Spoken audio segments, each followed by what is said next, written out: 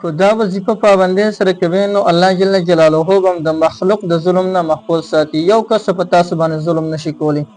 هغه ورونو هغه خویندې چې هغه ډېر زیات مظلومان وي، یعنې خلک په هغوی باندې ظلمونه کوي ډېر زیات. کله کله یو کس وي هغه د ګاونډي نه ډېر سخت تنګ راغلی، کله یو بل شریر انسان و د هغه شریر انسان نه دا کس ډېر زیات تنګ راغلی. که د نن دا وظیفه چې دا کوم وظیفه ورته هم یا واحد الاحد ان شاء الله چې هر قسم ظالم دشمن دی ولې نه الله تعالی به تا به د هغه د شر نه رب العالمین محفوظ ساتي. زموږ عزتمندو یا واحد الاحد دا د الله جل جلاله یو ډیر مبارک نوم دی او دا کومه وظیفه چې ورته ښیم دا وظیفه موږ بار بار چې کوم دی ازمایلې ده او الله تعالی په دې کې موږ چې دی کامیاب کړو. زموږ عزتمندو یا واحد الاحد په دې کې رب العالمین ډېر لوی رموز او ډېر لوی اسرار اخودري، بالخصوص د مظلومانو خلکو دپاره په دې کې یو ډېر لوی راز پروت دی. کم خلک چې د چا د ظلم نه ډېر سخت تنګ راغلي او دې ته دا خبره منظوره وي چې ما دې الله جل جلاله د دې ظالمانو د شر نه محفوظ وساتي، نو هغه انسان له پکار دی چې هغه د یا واحد الاحد وظیفه کوي. ان شاء الله د دې وظیفې په برکت باندې به الله جل جلاله د هر قسم ظالم دشمن نه محفوظ ساتي.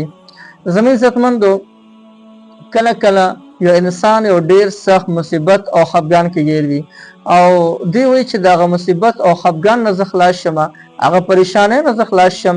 د پریشانۍ د ختمولو دپاره د مصیبت او د هر قسم خفګان د ختمولو دپاره هم که د یا واحد الاحد دا وظیفه راونی شي نو ان شاء الله چې هر قسم مصیبت دی ولنی، هر قسم پریشانۍ او خفګان دی ولنی، الله جل جلاله به د دې وظیفې په برکت سره تمام پریشانۍ او مصیبتونو تکلیفونه ختم کړي. دې نه علاوه په دې کې نورم ډېر زیات رموز ډېر لوی اسرار، یعنی که یو انسان دی او هغه د ګاونډي د شر نه تنګ راغلی دی یا د ظالم د شر نه تنګ راغلی دی او که هغه هم دا وظیفه شروع وکړي الله جل جلاله به هغه ته نجات ورکړي. نو محترم راځي وظیفه او د وظیفې کولو طریقه درته ښیم. وظیفه ده یا واحد الاحد د وظیفې کولو طریقه دا ده چې کله د یو ظالم دشمن وغیره نه تنګ راغلی نو دا وظیفه یا واحد الاحد وظیفه دا به د هغې دپاره راونیسو. کله چې دا وظیفه کوې نو ځان سره تصور کې یا ساته چې ما د رب العالمین د دې ظالم دشمن نه محفوظ وساتي. ان شاء الله دا وظیفه ته د همیش دپاره په کثرت سره کوه، بې تعدادې کوه، دغه تصور کوه.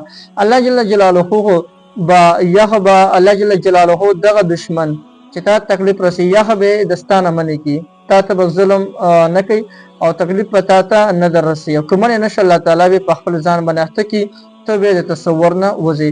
نو محترم یو ډېره زبردسته وظیفه ده، خو صرف مظلوم خلک به کې ظالمانو خلکو دپاره د دې چې کوم دی اجازه نشته دی. مظلوم خلکو په دې غرض سره چې ما رب العالمین د ظالمانو د شر نه وساتي، نو یو ډېره زبردسته وظیفه ده، بالکل د دې نه تاسو جایز پیدا اخیستلی شي.